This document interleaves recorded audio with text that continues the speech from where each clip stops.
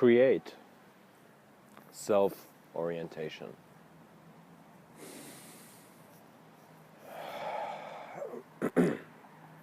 That is the title of today's talk. And what I will be playfully looking at is that in this walk of life, where we find ourselves in different shoes,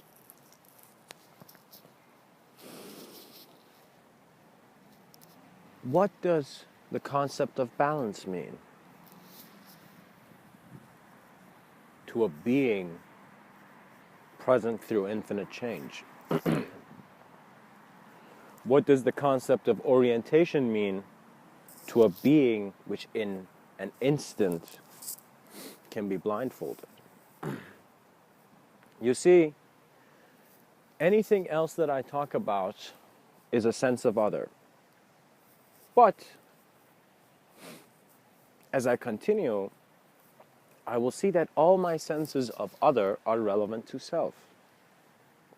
So before I try to orient myself in any way, there needs to be the awareness for me to give myself the allowance to comfortably, consciously, and playfully observe self.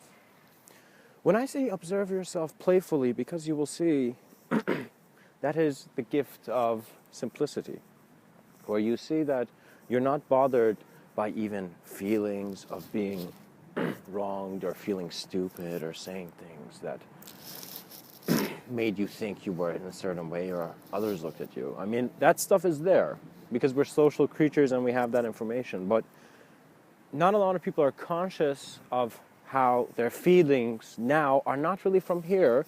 It's based on their attention to different conceptions and I guess focal points of awareness of time and space.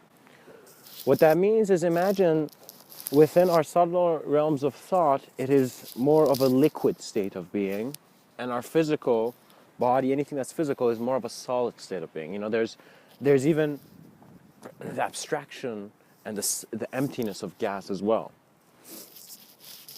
And many men in the Himalayas perhaps have found this to be fruitful. You will see that your essence is the same because the awareness continues through a knowing that is. And that isness, that being, is its own direction. You see that within the subtler sense of where thought is even coming into your awareness, where thoughts are originating from, there is a sensitivity and a knowing that is embracing and acknowledging more of you. And so in the edges of man's mind, man discovers that man was never alone. Senses of exploration can be done in many ways. You can go explore a nature trail. You can close your eyes and wherever you are, just get absorbed in your inner subtler realities and just simply experience them. You can even go beyond that and you will be in a state where conscious memory is no longer keeping itself that conscious, but you are an experience. It's as if you're being weaved from this sense of space and time into other senses of space and time, and so you're also getting the awareness of the cloth and the fabric of the cosmos, which is within you in a sense. So all this comes down to how the sense of other eventually makes me look at a sense of self. And when I look at that sense of self, I see that I am confronting no longer other people, but who I am, and I am seeing that based on other people. So when you confront yourself, you're thinking of other people. What are others doing that I'm not doing? You know, that mind comes. But still, there is still a sense of other, you see, but you need to still continue looking at your sense of self. And as you look at the mirror, you recognize something different from the reflection. Because you see that, wait a minute, is this really a mirror? is this really a reflection, or does the person who is in front of the mirror, the person who is in front of the mirror, has the ability to move and change the focus of reality? You see, the beauty of man, I find, is that his mind has not been explained well. And so before we even begin teaching this in our schools, we need to acknowledge exploration. So schools need to be, all right, human being, you're born.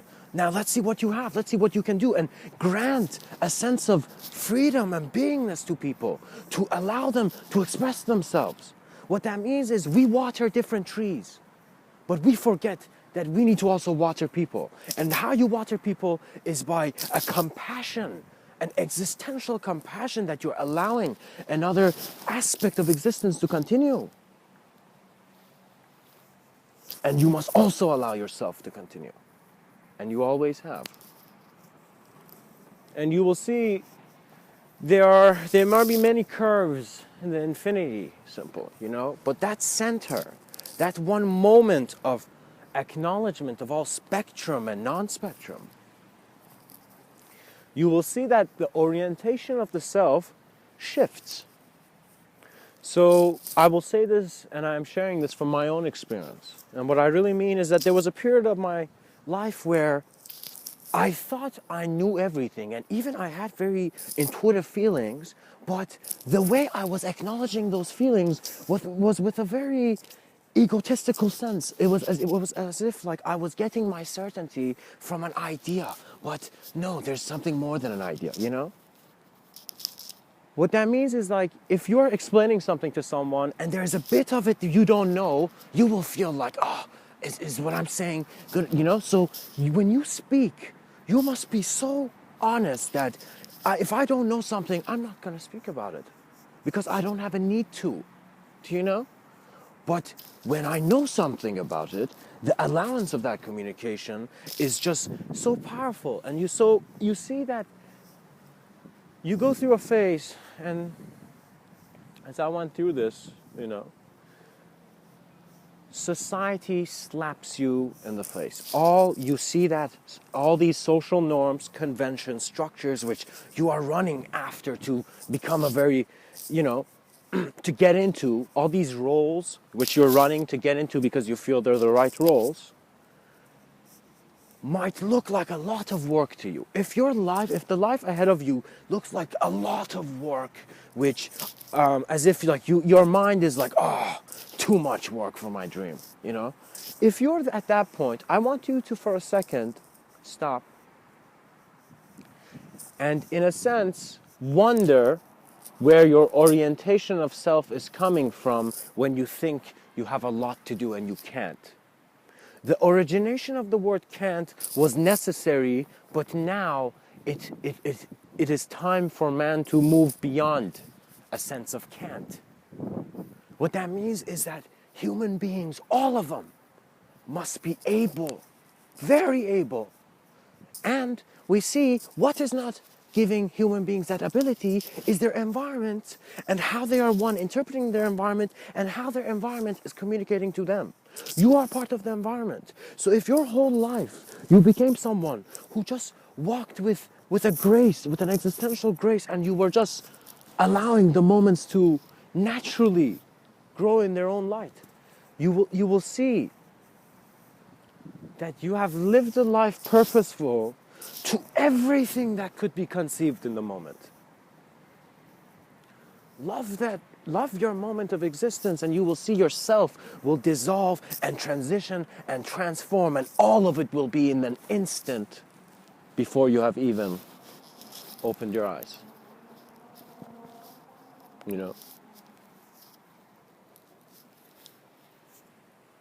Even when you have closed your eyes.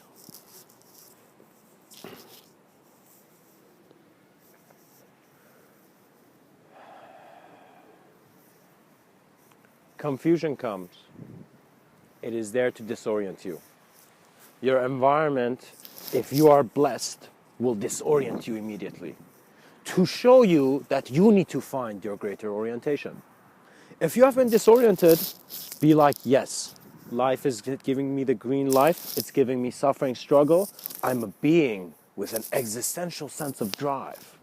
You know, I mean, like, you know, same drive, a drive of evolution. Let's say, you know, a drive of transcendence.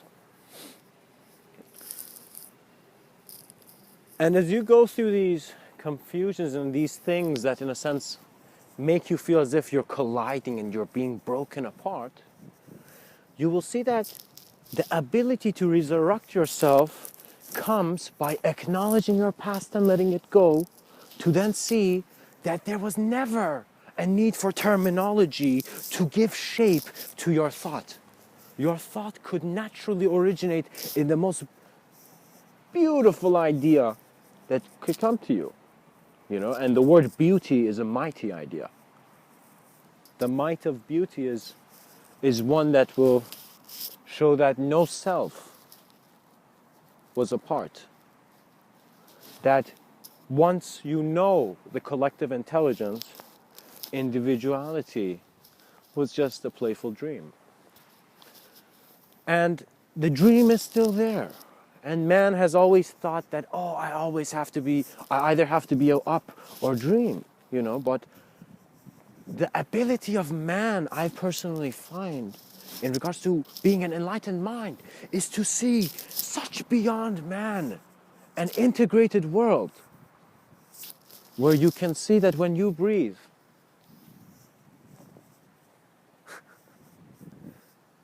the cosmos breathes as well.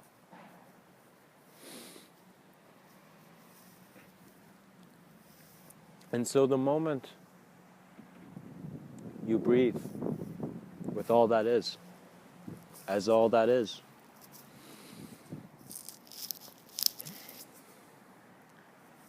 you have created a self-orientation